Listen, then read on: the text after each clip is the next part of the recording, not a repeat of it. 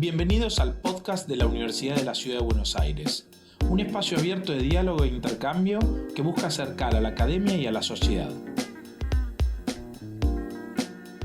Bienvenidos a un nuevo capítulo del podcast de la Universidad de la Ciudad de Buenos Aires.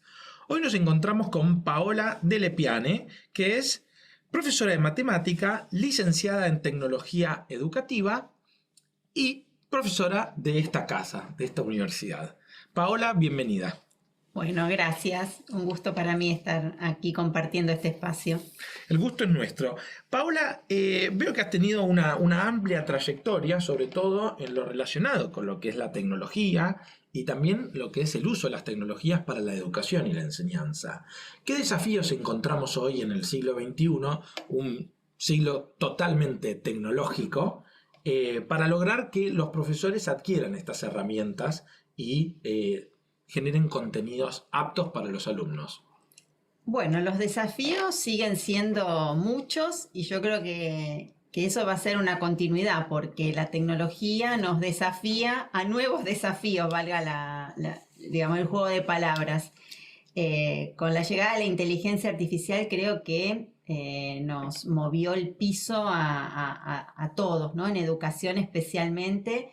El año pasado fue un año de querer conocer, de querer saber de qué se trata, cómo impacta en mi, digamos, metro cuadrado que es el aula. Y este año, bueno, estamos ya comenzando a pensar un poco más a largo plazo, ¿no? Digamos, esta incorporación de una tecnología disruptiva realmente, ¿qué es lo que ocasiona en los cambios de enseñanza y aprendizaje, básicamente? Ahora, ¿qué disrupción encontrás, por ejemplo, en determinadas políticas que prohíben el uso de tecnología en el aula? Caso Francia. Uh-huh. Prohibieron el uso del teléfono celular en el aula.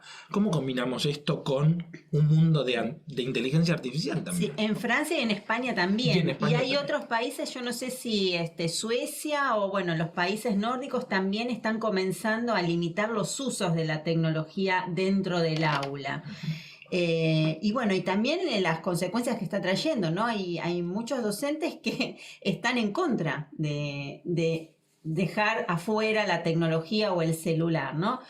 Sí fue un camino que tuvimos que transitar en la incorporación, ¿no? Hasta hace, no sé, 10 años atrás era todo digamos, también un capítulo aparte de cómo incluir el celular en el aula. Pero bueno, ahora ya pudimos incorporarlo y ahora venimos a sacarlo. Entonces suena un poco contradictorio.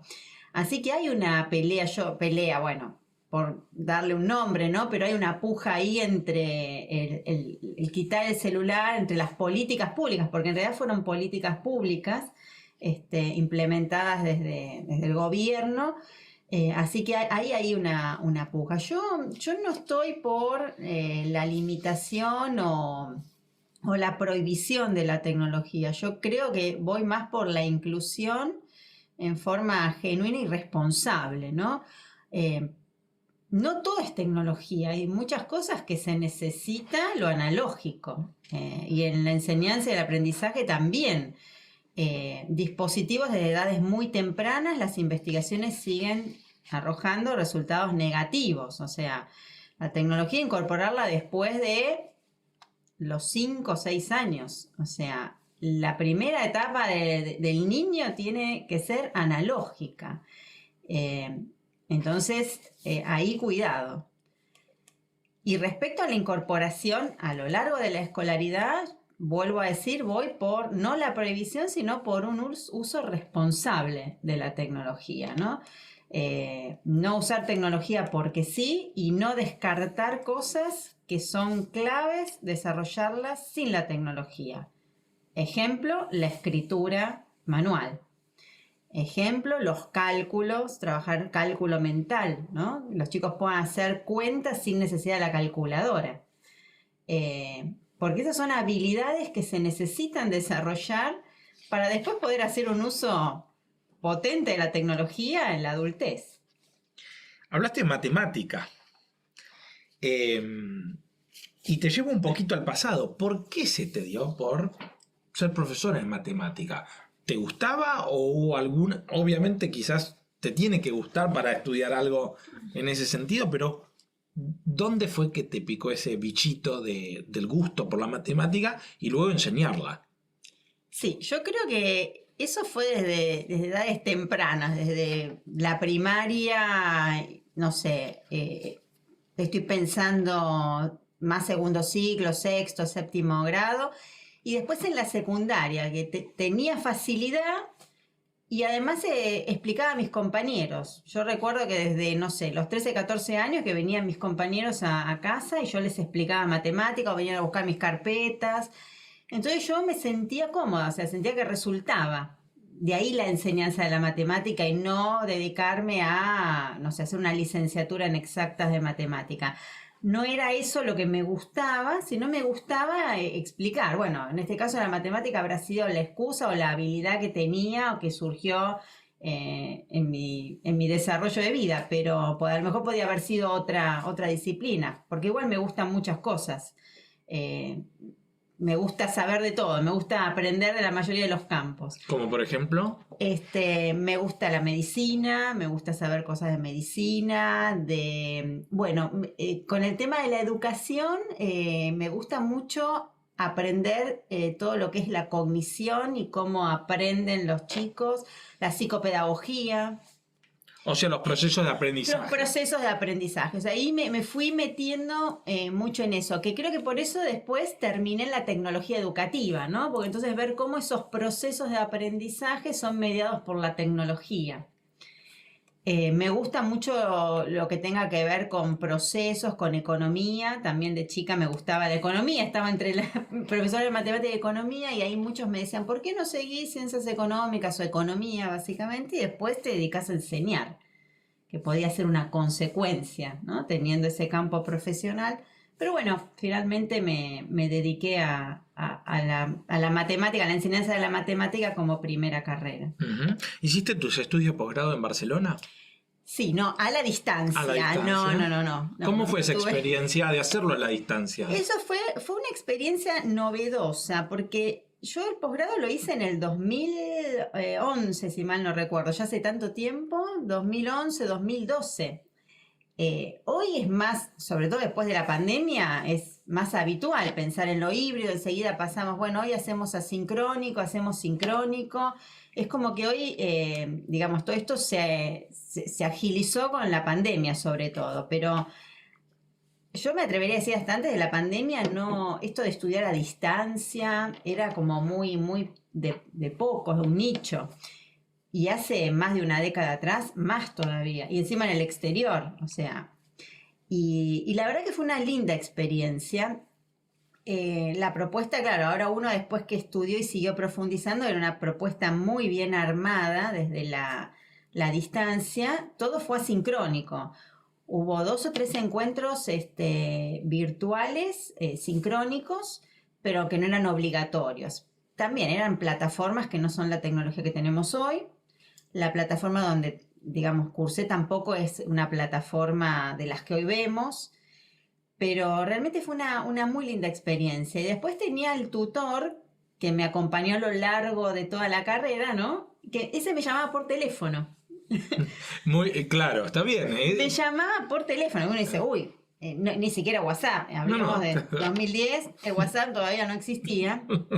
Me llamaba por teléfono porque incluso a lo mejor veían si uno ingresaba al aula, si podía continuar con las tareas, o sea, tenían esos indicadores, evidentemente. Entonces, bueno, me llamaban por teléfono y más de una vez me encontré con algún mensaje en el contestador, porque yo no estaba todo el día, diferencias horarias, a lo mejor me llamaban a las 5 de la tarde, hora de ellos, era el mediodía, hora mía, yo estaba trabajando, llegaba a mi casa y me encontraba con me ha pasado más de una vez encontrarme con el mensaje del tutor, a ver cómo estaba, si necesitaba algo.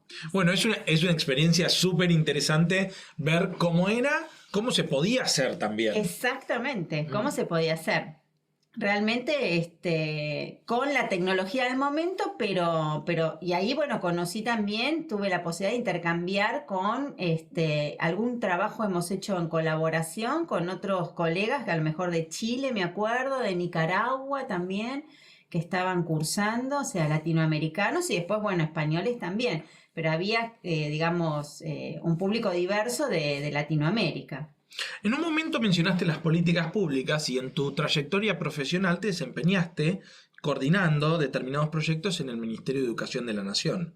¿Qué nos puedes contar de lo que es estar al otro lado de la trinchera? Es decir, vos hoy en día das clases, estás frente a un aula, dirigís distintas actividades, posgrados, etcétera, pero ¿cómo es estar del otro lado, generando contenidos para luego ser volcados en el aula o en una política pública que eventualmente llega a un aula?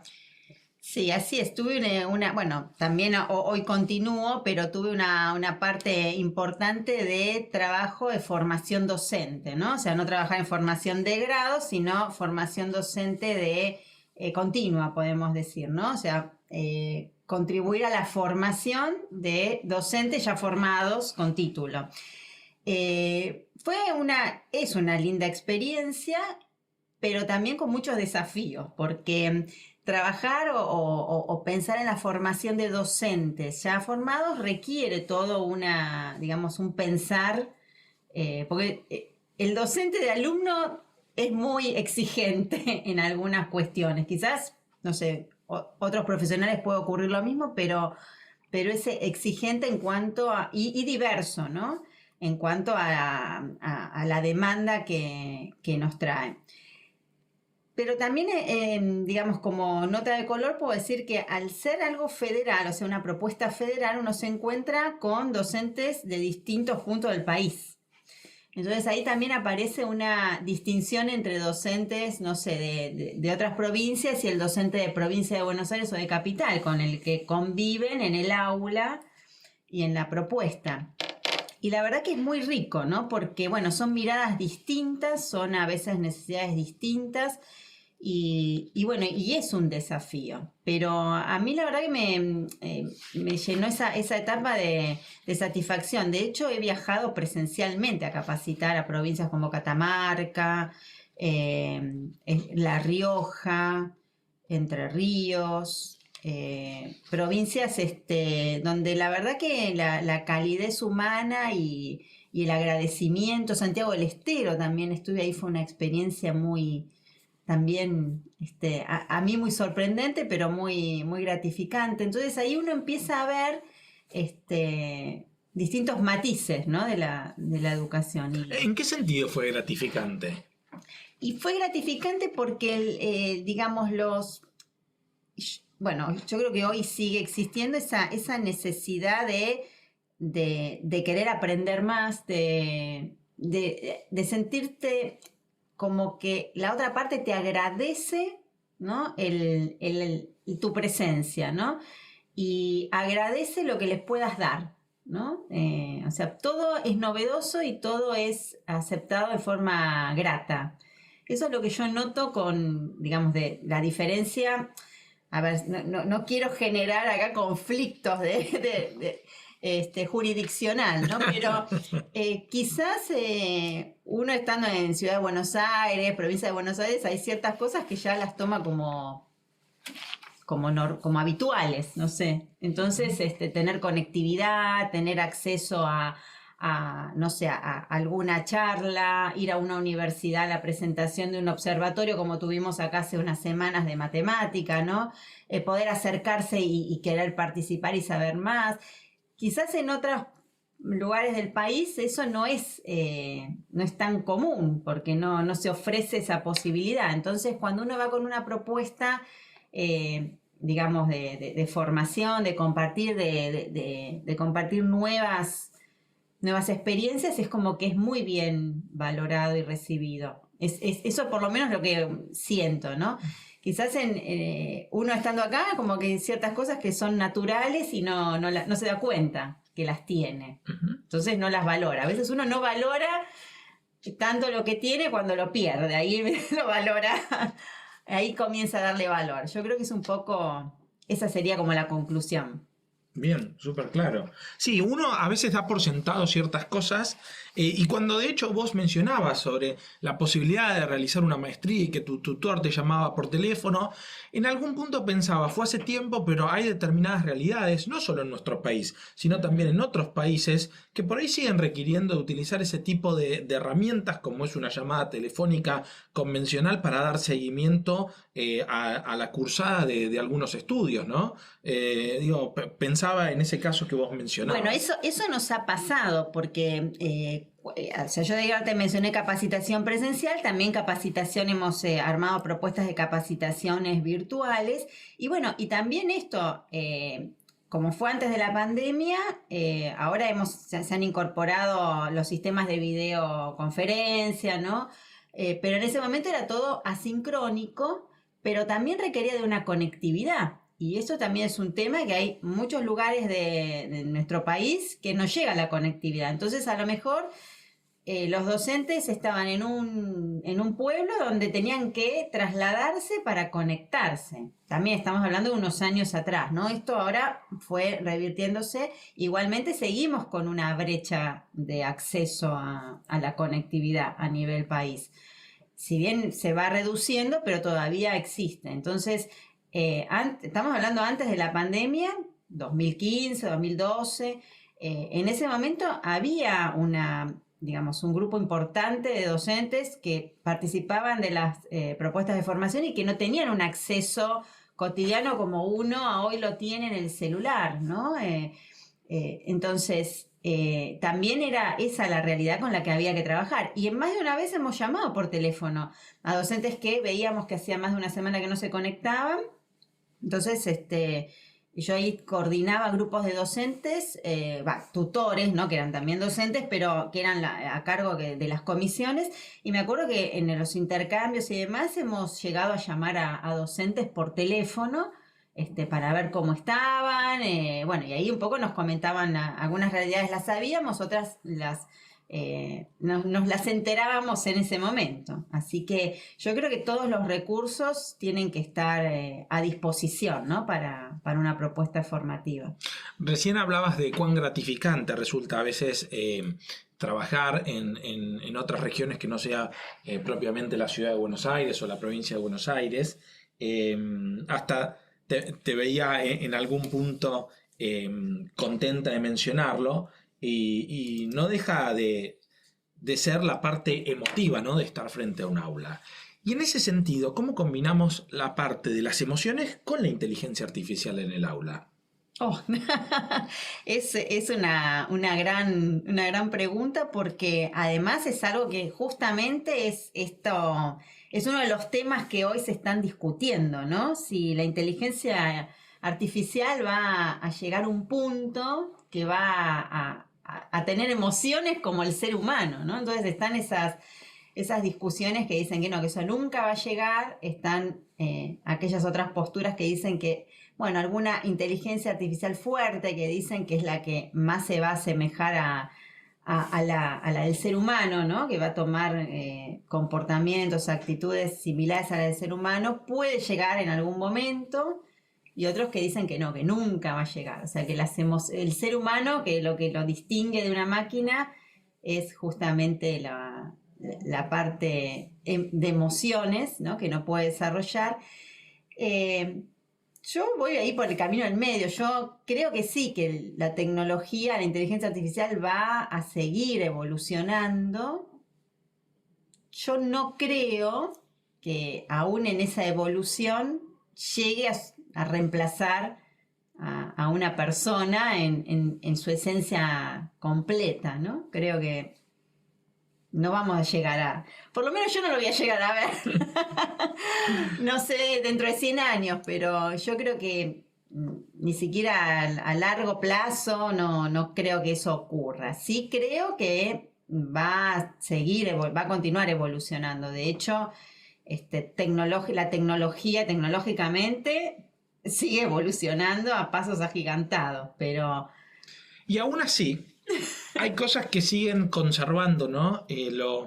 original y hasta lo emotivo de lo analógico, como por ejemplo leer libros en papel. Exactamente. Bueno, por eso yo creo, ahí estaba pensando en esa similitud, ¿no? Porque hace, no sé, 25 años, cuando explotó Internet, también decían que Internet iba a reemplazar la lectura en papel, ¿no? Entonces, que todo iba a ser a través de libro digital, ¿no? Incluso salieron muchos dispositivos, hay muchos dispositivos dando vuelta, y si uno observa, porque yo sigo observando detenidamente en los viajes, ¿no?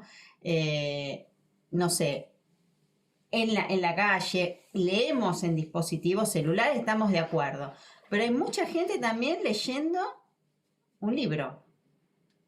En el colectivo, yo venía en el colectivo para acá y voy observando gente leyendo libros. Vas en el subte, también. O sea, hay una mezcla de analógico y digital, ¿no?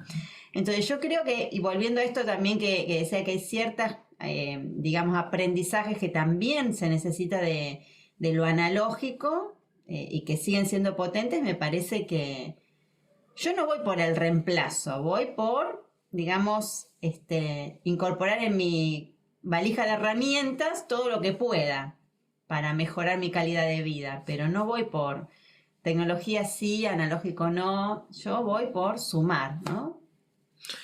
¿Tenés algún género literario predilecto? Me gusta leer, o sea, en lo que es, digamos, lecturas así fuera de lo... Me gusta mucho leer tecnología, ahora estoy mucho con ciencia ficción, eso es lo que me gusta. Pero de chica leía mucho Agatha Christie, la parte de cómo develar misterios. Yo creo que también tiene que ver con la matemática, porque tiene que ver con dilemas, enigmas, ¿no? Porque la matemática también creo que una de sus funciones es esa, es poder desarrollar el lenguaje lógico, los procedimientos, el algoritmo, los pasos necesarios para resolver algo. Entonces, yo de chica me gustaba mucho, veía las series por la tele y leía también todo lo que sea suspenso y enigmas. ¿Un libro favorito? Un libro favorito, Yo Robot, estoy leyendo, me encanta. ¿De qué trata? Bueno, justamente está ahí. No nos cuentes el final. No, trata justamente de cómo un robot puede mimetizarse con un ser humano, pero a través de su relación con el ser humano, ¿no? Entonces es también ciencia ficción. Por eso, bueno, ahí es lo que hablábamos recién. La delgada línea entre la ciencia ficción y lo que puede eso convertirse en una realidad, que algunos dicen que es esa la inteligencia artificial fuerte, la que va a ser indistinguible un ser humano de una, digamos, por todo, ¿no? Por su formación de una máquina. Y un poco, por ahora sigue siendo ciencia ficción. ¿Un hobby?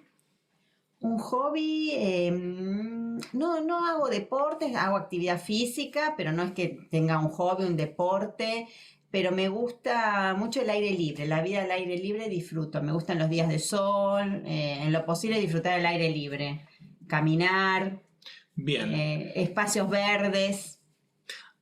Si tuvieras que invitar a alguien de la historia que te hubiera gustado por ahí conocer o dialogar, ¿a quién invitas a caminar para charlar?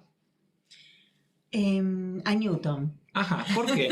O sea, Paola de Lepiane va a caminar con Newton. Le dice a Isaac, vamos a caminar. Y porque él tuvo una gran contribución a todo lo que es el cálculo y el álgebra para el desarrollo de las matemáticas, ¿no? Toda la parte de cálculo, análisis matemático, las leyes de Newton y además la conjunción con la física, ¿no? Leibniz y Newton fueron, digamos, medianamente contemporáneos, uno en Alemania, otro en Inglaterra, pero más o menos hicieron lo mismo. Así que, y me parece que hicieron un gran aporte al desarrollo de la ciencia, ¿no? Del análisis matemático, todo lo que es derivadas, integrales, todo eso deviene de ahí. Así que me parece que Que sería una persona... Una persona, sí que me gustaría traer. Ahora, bueno, gracias a la inteligencia artificial uno puede dialogar con estos personajes, así que... Tranquilamente. Yo, la verdad que eso no lo hice todavía, pero varios lo han hecho. Quieren, digamos, hacen que el chat dialogue como tal personaje de la historia. Entonces ahí sería una forma también. Pero bueno, no, hasta ahí no hemos probado. No lo probé, pero bueno, lo voy a probar a ver qué pasa. Y después nos contás en otro capítulo. Paola de Lepiane, profesora de la Universidad de la Ciudad de Buenos Aires. Muchas gracias. No, muchas gracias a ustedes, un placer.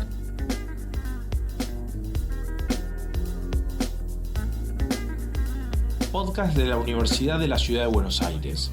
Un espacio abierto de diálogo e intercambio que busca acercar a la academia y a la sociedad.